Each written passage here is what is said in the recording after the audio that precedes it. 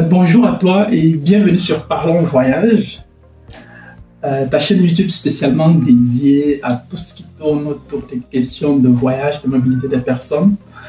Et aujourd'hui, on va s'arrêter un temps soit peu sur ce fait d'actualité qui circule sur les réseaux sociaux, qui fait le grand buzz sur les réseaux sociaux ces temps-ci, notamment l'affaire de Pogba. Et puis, il y a son frère là qui, chaque jour, nous promet de nouvelles révélations sur son frère, comme si sa seule façon pour lui de faire les grands titres est de parler de son frère qui a nettement réussi et qui est nettement plus talentueux que lui. Bref, ça c'est un autre débat. Et donc aujourd'hui, on va plus ou moins parler de ce problème-là, mais pas forcément sous l'angle tel que son frère le présente. Mais je vais plus ou moins utiliser ce problème, ce fait d'actualité pour parler du phénomène d'empoisonnement, au pays, parce que ça prend de plus en plus de l'ampleur. Et j'ai déjà rencontré quelques personnes ici en Allemagne notamment qui m'ont déjà fait comprendre qu'ils ou elles ont peur d'aller au pays, justement parce que les gens ont peur de se faire empoisonner. Et donc du coup, c'est un phénomène qui mérite qu'on s'y arrête et qu'on réfléchisse vraiment, parce que aujourd'hui, il s'agit juste des trucs qu'on lit sur les réseaux sociaux, ça ne nous concerne pas, mais demain ou après-demain, ça peut être nous le fait d'actualité. Donc aujourd'hui, on va parler plus ou moins de ce problème-là et on va mettre plus ou moins la parallèle avec le problème qu'on observe dans la famille Pogba. Donc si tu me découvres pour la première fois, moi c'est Landry, je suis étudiant camerounais, je vis à Cologne en Allemagne et j'accompagne les gens qui veulent voyager. Si tu as besoin d'accompagnement, n'hésite pas à nous contacter. Nous sommes situés à Yaoundé au Carrefour, mais celle-ci.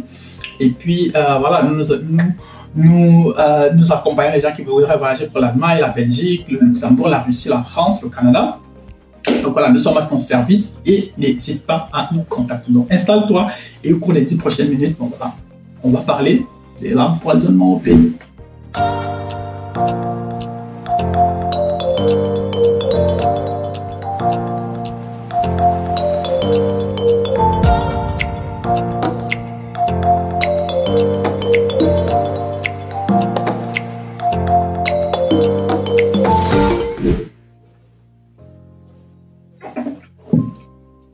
La première chose que je dirais, c'est que le poison ne vient jamais de l'extérieur.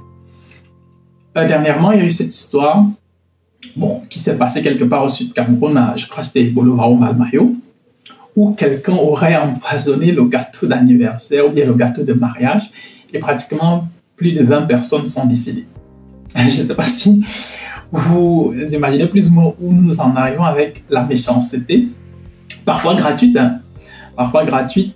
Et puis, on se rend justement compte que ce sont justement des phénomènes, comme par exemple celui qu'on observe dans la famille des Pogba aujourd'hui, où quelqu'un dans la famille, quelqu'un de tellement proche décide d'en découdre avec tout le monde. Quelqu'un décide d'en découdre avec tout le monde.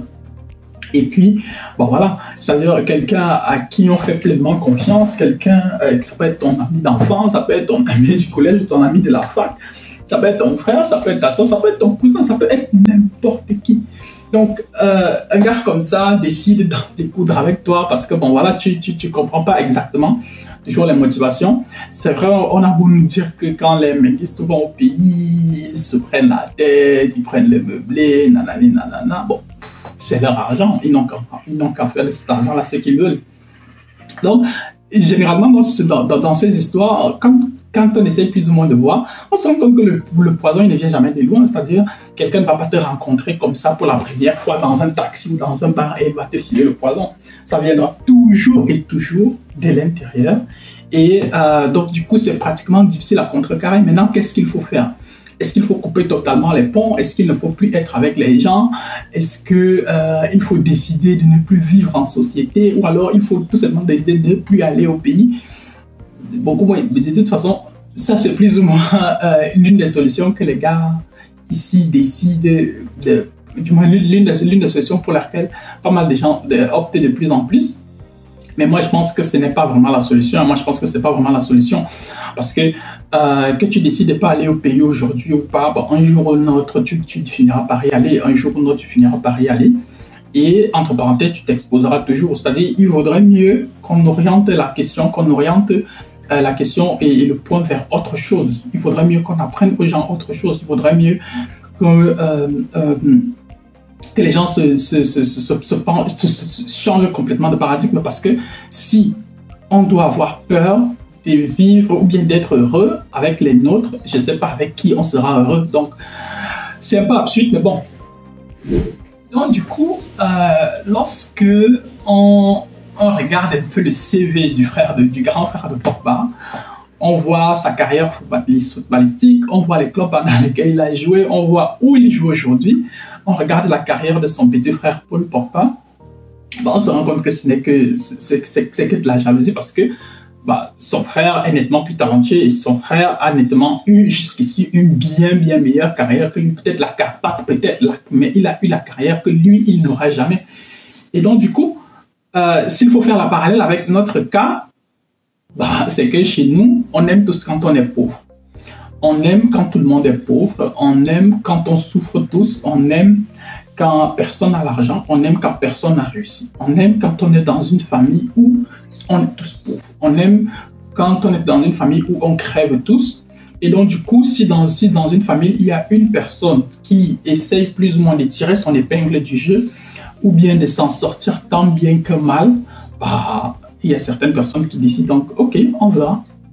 On verra. Et puis, on verra se transforme en une chasse à l'homme. Et puis, ça peut conduire à des situations comme les empoisonnements, par exemple, qu'on observe de plus en plus au pays, parce que ce sont des histoires qui reviennent pratiquement une fois chaque mois ou chaque 2 mois. Tu vas entendre que tel est parti au pays, s'est fait empoisonner par ses amis, tel est parti au pays qui s'est fait empoisonner peut-être après son mariage, tel est parti au pays pour faire si il est rentré ou bien il n'est pas rentré, peut-être, je ne sais pas. C'est-à-dire, on n'arrive pas toujours à comprendre. C'est-à-dire, nous, on est foncièrement méchants.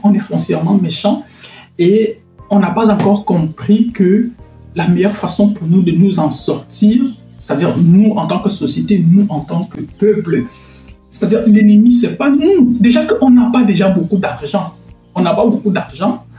Et on vient d'un contexte tellement compliqué. Et donc, du coup, l'ennemi, c'est pas nous. Le problème, il est ailleurs. Le problème de notre pauvreté, il est ailleurs. Le problème de ta pauvreté, c'est pas dans ton frère qui est allé je sais pas, aux États-Unis, au Canada ou en Allemagne. C'est pas lui le problème dans ta vie. Le problème dans ta vie, il est ailleurs. Le problème dans ta vie, il se conjugue à l'échelle du système. Tu vis dans un système qui a décidé que les gens qui viennent d'une telle région du monde, les gens qui ont une telle apparence doivent plus ou moins en majorité mourir pauvres. Ils doivent être systématiquement maintenus dans la pauvreté dans leur vie pour que d'autres personnes venant d'autre part du monde continuent à bien manger, continuent à avoir des tables remplies le matin. C'est là-bas qu'il y a le problème. Le problème n'est pas dans ton frère qui essaye plus ou moins de s'en sortir dans sa vie. Le problème, il est complètement ailleurs.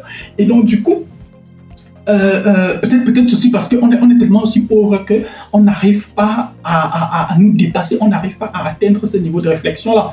Et tant qu'on n'arrivera pas à comprendre cela, tant qu'on n'arrivera pas à comprendre que les autres sont en sortie, les autres sont devenus riches aujourd'hui. Quand on regarde par exemple les Asiatiques, c'est parce qu'ils ont compris qu'à un moment, il faut transformer.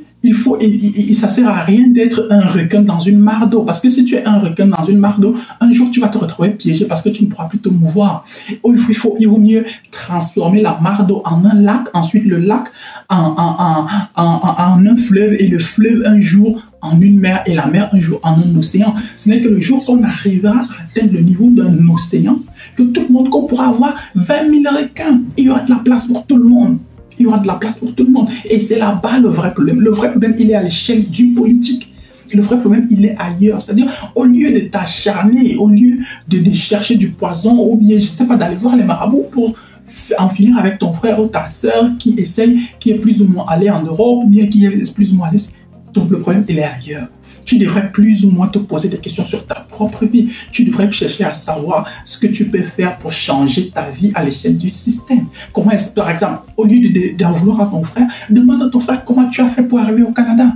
Demande à ton frère comment tu as fait pour arriver en France. Il t'explique et tu vois aussi si toi aussi c'est possible, s'il y a d'autres possibilités. S'il y a d'autres possibilités pour toi, tu te lances là-dedans et puis tu vois ce qu'il y a lieu de faire. C'est plus ou moins ça la solution. La solution n'est pas dans le fait de décider d'empoisonner ton frère ou ta soeur. Ça va absolument rien t'apporter. Par contre, ça va encore maintenir votre famille dans la pauvreté.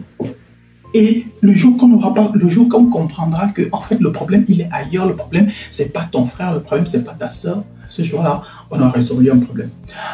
Donc voilà, c'était plus ou moins mon point de vue par rapport à ce problème. Et bon voilà, j'espère que tu as regardé la vidéo et que tu as aimé. Si tu as des questions, tu peux également aussi partager ton point de vue avec nous en commentaire. Ciao ciao.